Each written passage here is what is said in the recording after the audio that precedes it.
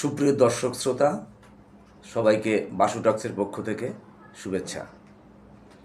আশা করি আপনারা সবাই ভালো আছেন, সুস্থ আছেন। আমিও আপনাদের দয়ায় ভালো আছি, সুস্থ আছি। আজকে আমি যে বিষয়টা নিয়ে আলোচনা করব সেটা হচ্ছে নৈতিক শিক্ষা। একটা মানুষের জীবনে দুইটা শিক্ষা খুবই জরুরি। একটা হচ্ছে নৈতিক শিক্ষা আর একটি সামাজিক শিক্ষা। তো আমি এর মধ্য থেকে আজকের যে বিষয়টি আলোচনা করছি সেটা হচ্ছে নৈতিক শিক্ষা। প্রথমেই কথা হলো, নৈতিক শিক্ষা বলতে আমরা কি বুঝি?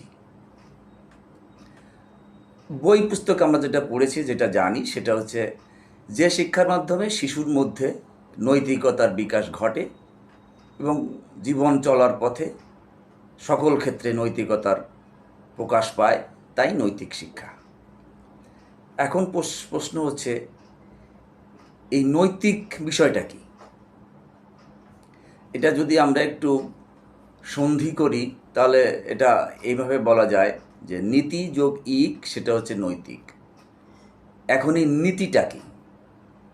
নীতিটা হচ্ছে ন্যায় অন্যায়, কর্তব্য অকর্তব্য প্রভৃতির বিচার করার ক্ষমতা। এখন আমাদের জীবনে যদি এই ন্যায় অন্যায়, কর্তব্য অকর্তব্য এগুলি বিচার করার ক্ষমতা জন্ম নেয়, তাহলে সেটার প্রকাশ আমার জীবনে কিভাবে প্রতিফলিত হবে বা সেটা কিভাবে প্রকাশ করতে পারবো? সেটা প্রকাশিত হবে এইভাবে যে আমি সত্য কথা বলছি কি না, আমি মানুষের সাথে কথা দিয়ে কথা রাখছি কি না, মানুষ ও পরিবেশের প্রতি সংবেদনশীলতা বজায় রাখছি কি না, আমার ভিতর স্বচ্ছতা আছে কি না, জবাবদিহিতা আছে কি না, দেশপ্রেম, নৈতিকতা বোধ, দয়া, করুণা, সহমর্মিতা, আত্মত্যাগ, শান্তি, মানবাধিকার, পারস্পরিক অধিকার, মর্যাদা দেওয়ার মানসিকতা, সামাজিক কল্যাণমূলক কাজের মানসিকতা, বা আমি সেই কাজগুলো করছি কিনা, এইগুলো যদি ঠিকঠাক মতো প্রকাশিত হয় আমার দ্বারা, তাহলে বোঝা যাবে যে আমার নৈতিক শিক্ষা আছে। এখন এই শিক্ষাগুলো কোত্থেকে হয়? প্রথমেই বললাম যে একজন শিশুর ভিতরে এই নৈতিক শিক্ষাটা শুরু হয়। শিশুটা কোথায় থাকে? শিশুটা জন্মের পরের থেকেই নির্দিষ্ট বয়স পর্যন্ত পরিবারের মধ্যে বেড়ে ওঠে। এখন এই পরিবার থেকে তার যদি নৈতিক শিক্ষা হয়, তাহলে এই পরিবার থেকে শিক্ষাগুলো কে দিচ্ছেন বা কার কাছ থেকে শিক্ষাটা পাচ্ছেন? সেটা হচ্ছে প্রথমে তার মা, বাবা, আত্মীয় স্বজন। পরিবার হচ্ছে এমন একটা জায়গা যেটাকে আমরা অনেক সময় অনেক জ্ঞানী গুণী মানুষদেরকে বলতে শুনেছি, পরিবার হচ্ছে একটা বিশ্ববিদ্যালয়, যেখানে এমন কোনো বিষয় নেই যেটা মানুষ শেখে না বা শেখানো হয় না। সেই বিশ্ববিদ্যালয়ের প্রধানতম শিক্ষককে, সে হচ্ছে মা, বাবা, আত্মীয় স্বজন, এরাই হচ্ছে শিক্ষক। তাদের কাছ থেকে আমরা শিখি। তা আমি আমার ছোটোবেলায় আমি আমার মা বাবার কাছ থেকে, আত্মীয় স্বজনদের কাছ থেকে আমার বর্তমান যে শিক্ষাটা আছে, এটা মূলত সেখান থেকেই গড়ে উঠেছে। এখন আজকালকার সময় একজন শিশু যে পরিবেশে গড়ে উঠছে, সেই পরিবেশটা অনেকটা ছোট্ট পরিসরে।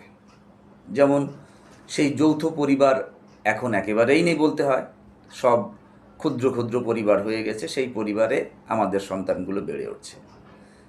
এটা বলা যায় একেবারে বাবা মা ভাই বোন, এই মাত্র আমাদের পরিবার এখন হয়ে গেছে। কারণ আমার সন্তানের ঠাকুরদা ঠাকুরমা, দাদা দাদি, নানা নানি, দাদু দিদা, এদের সাথে কালে ভদ্রে বছরে 1-2 বার দেখা হয়, তাদের সাথে আদান প্রদান কথাবার্তা এগুলোই হয়। এখন বাবা মার কাছ থেকে যে সন্তানটা শিক্ষাটা গ্রহণ করছে, সেই যে নৈতিক শিক্ষাটা পাচ্ছে, সেটা কিভাবে হচ্ছে, কতখানি সঠিকভাবে হচ্ছে। আমি একটা গল্প দিয়ে বোঝাতে চাই। আমি কয়েকদিন আগে আমার গ্রামের বাড়িতে গিয়েছিলাম।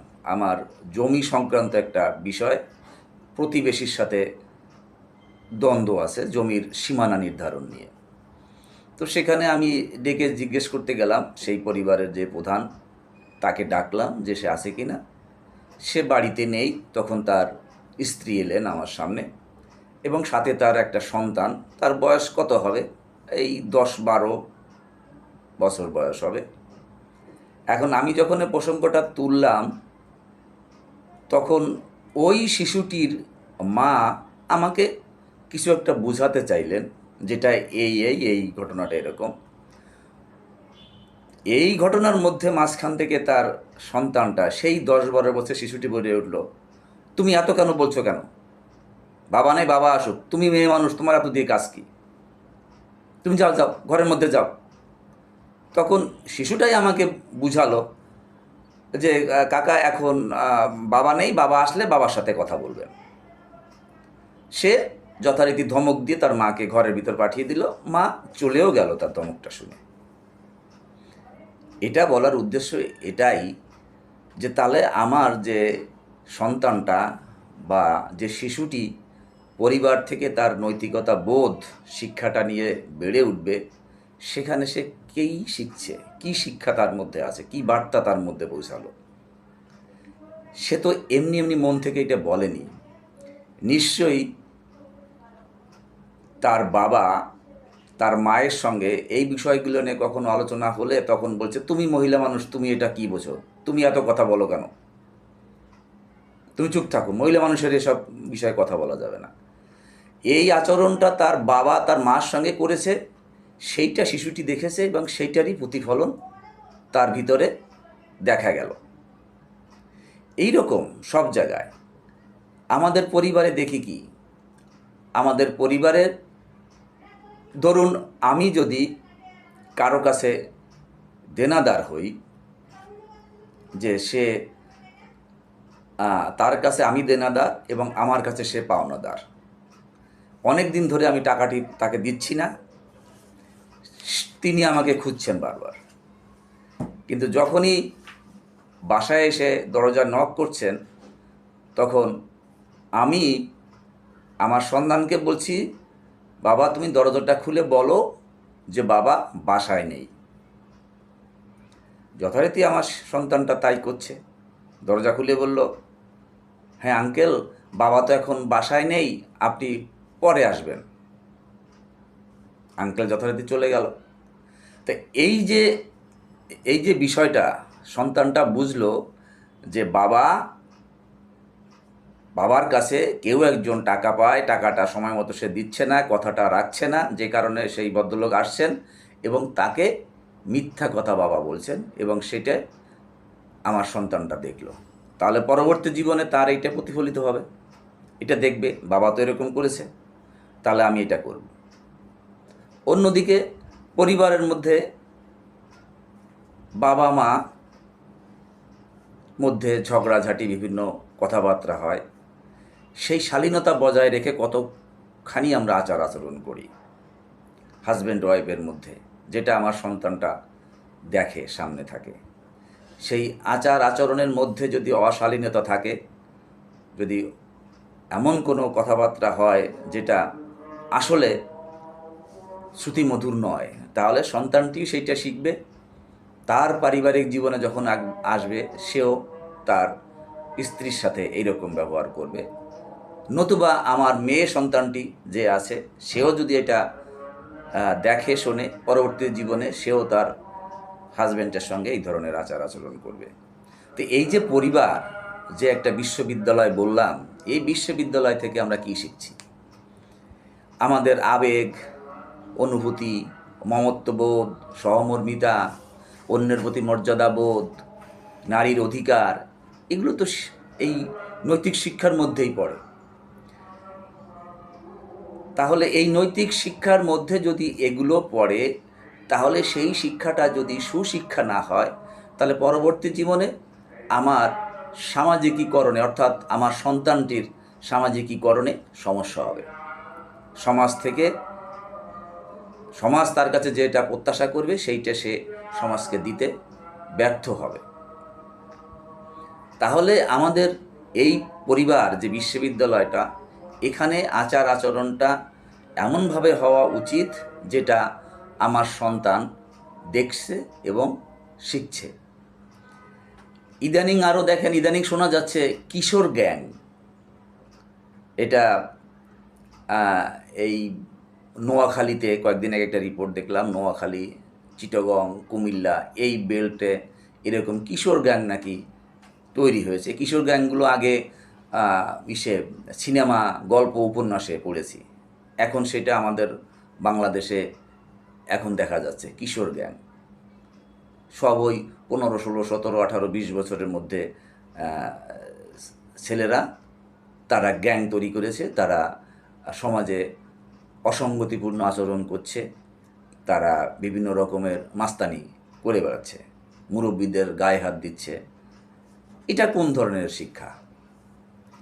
এই শিক্ষাগুলো যদি পরিবার থেকে পায়, তাহলে রাষ্ট্র সমাজ ব্যবস্থায় আমাদের ভবিষ্যৎ কতখানি সুখকর হবে, এটা একটা বড় প্রশ্ন আজকের দিনে।